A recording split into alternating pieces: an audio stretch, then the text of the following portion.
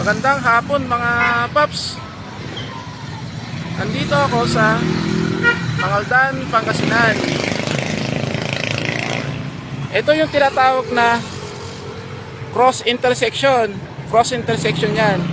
Yan ang cross. May paganon, may paganon, may paganon, may paganito. Yan po ang tinatawag na cross intersection.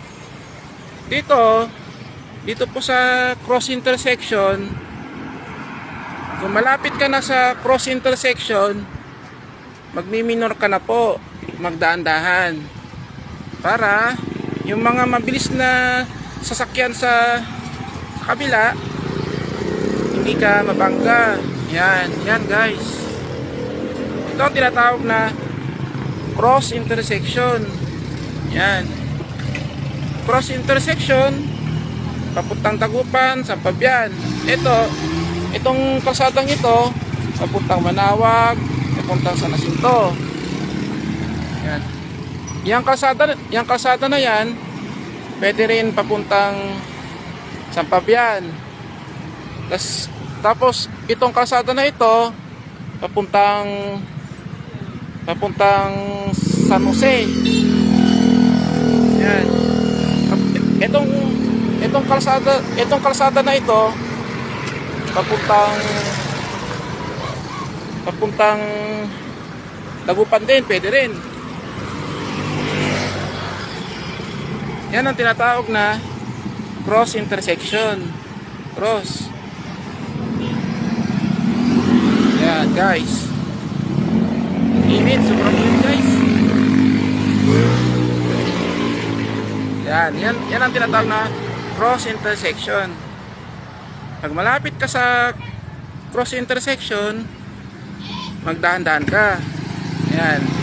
Kung radyo motor na yan, huminto muna bago aarangkada.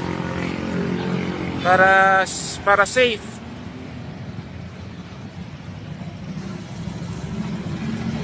Yan. Ulitin ko guys.